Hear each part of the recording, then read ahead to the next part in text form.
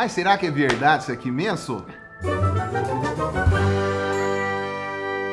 Começando mais um Fake News aqui no Mob Show, e hoje a gente vai falar sobre o caso do ET de Varginha, que dia 20 de janeiro de 1996 foi o dia onde esse caso tomou conta do país e quiçá do mundo e do universo. Foi nessa época que 3 moças estavam passando por um terreno baldio lá em Varginha, quando viram um ser agachado assim, e ele tinha um cabeção e tinha e com isso elas começaram a espalhar para todo mundo na cidade que tinham visto um extraterrestre. E diz que era um bípede, né? Que tinha cerca de 1,5 m de altura, cabeçudo, que nem você falou, né? O corpo muito fininho, né? E a partir desses relatos, né? Aí é aquela coisa, né?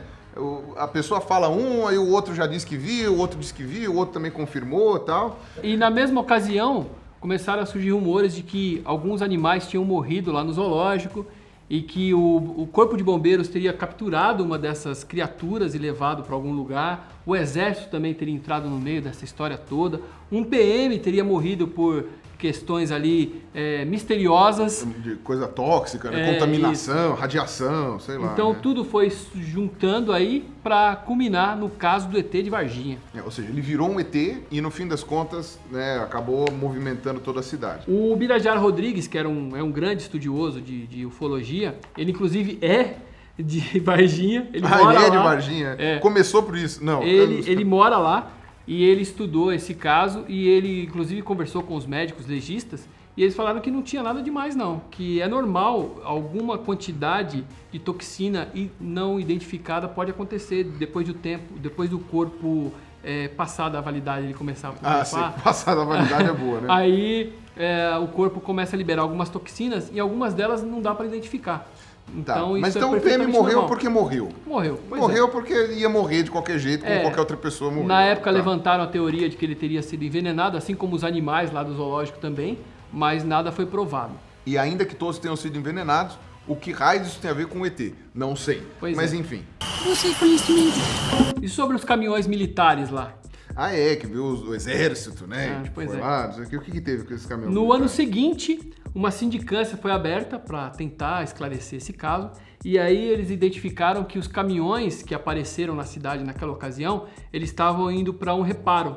Eles estavam indo para um lugar lá, para uma oficina para serem consertados. E eles foram todos juntos, por isso deu essa impressão que estava uma movimentação grande ali. Cara, que interessante, velho. Porque essas coisas, de maneira completamente aleatória, aconteceram, sei lá, na mesma semana. E aí as pessoas ficaram ligando os pontos e... Por isso que eu falo, cara, a teoria da conspiração é muito interessante, porque elas são pequenas verdades unidas por grandes mentiras. Né? Então você pega os fatos isolados e você tenta criar uma conexão entre eles, completamente esdrúxula, do jeito que você quiser. Eventualmente você acerta um ponto ou outro, porque por acaso, né, jogar dados, e aí você cria uma coisa que faz sentido. Por quê? Porque ela é unida por pontos verdadeiros. Só que a conexão entre esses pontos é completamente espúria. A revista Isto É fez uma apuração em 2010 e ficou famosa essa reportagem. E descobriu que, na verdade, tem um cara lá que fica andando pela cidade, um andarilho. Ele tem uma casa lá, mas ele é um andarilho, ele fica andando pela cidade. E ele fica de cócoras. Ele é chamado de Mudinho. E ele se parece muito com a descrição que as meninas falaram. Ele é magrelinho, cabeçudo, né? Enfim, e aparentemente ele tem algum problema mental, né? Alguma coisa assim. Ele tem uma cabeça com formato mesmo, assim, ele tem o queixo muito fininho e a cabeçona e tal. É bem bizarro. Ou seja, o ET de Varginha era um tiozinho cagando. Pois é. No mato. O caso Varginha, como o Pirula falou, tem uma série de coincidências que culminou aí nesse caso que ficou famoso no mundo inteiro. O primeiro é que a cidade onde aconteceu isso é justamente onde o próprio Birajara Rodrigues mora. Ele é um dos maiores ufólogos e pesquisadores de OVNI do mundo, assim, conhecido. Principalmente no Brasil, aqui ele é bastante conhecido. E é justamente na cidade dele. Eu não conheço, mas tudo bem. Desculpa o Birajara, eu já entrevistei o Birajara um tempo atrás, ele é um cara gente boa, ele escreveu um livro, o seu mais recente livro é Desconstrução de um Mito, onde ele explica que depois de 40 anos de estudo sobre OVNI, ele nunca encontrou nenhuma prova de que a gente foi visitado por seres de outro planeta. Outra coincidência, as 3 adolescentes, elas viram a criatura pertinho da casa do Birajara. pertinho ali também. E também de frente pra casa do Mudinho. Ah, olha só, o Birajara mora perto do Mudinho. Também, pois é. Mais ou menos naquela época, no Fantástico, passou a tal da autópsia do Alien, né? Que o pessoal até tirava a membrana do olho, né? Fazia aquela coisa assim.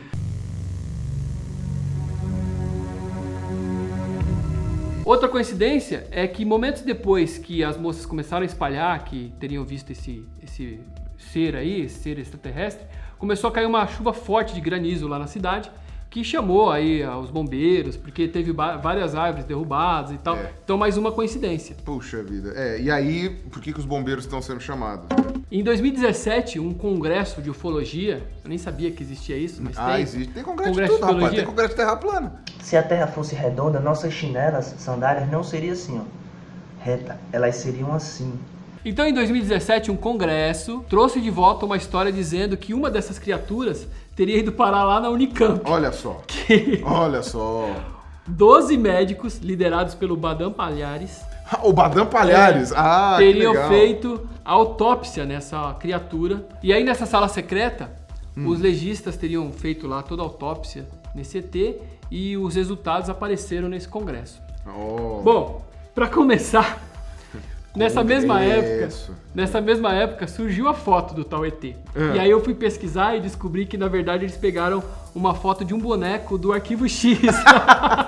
Olha só, como é fácil, né? Agora você vê que coisa, né? A Unicamp não tem dinheiro nem para manter uma geladeira funcionando lá direito para fazer os testes lá que eles precisam, os exames que eles querem fazer lá, as pesquisas. E de repente vai ter alguma coisa para ET.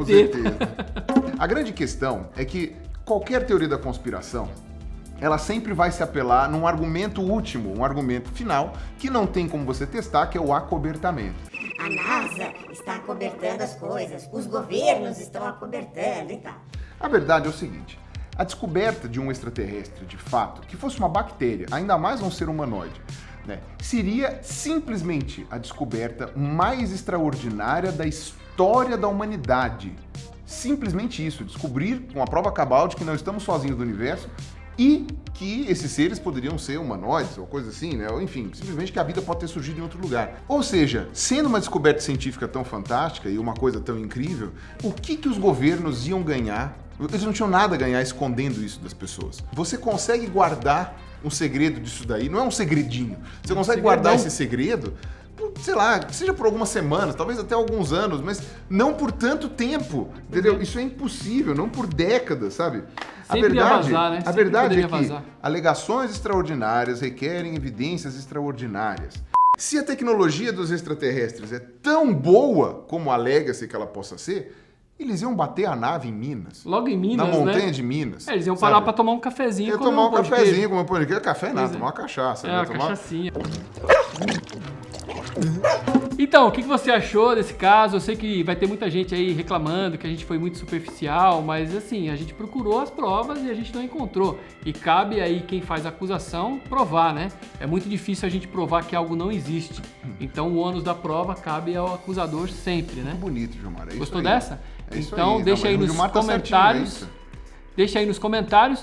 Siga o Mob Show e dá aquele joinha aí, tá bom? Toda terça-feira tem Fake Nós aqui no Mob Show. Tchau, tchau.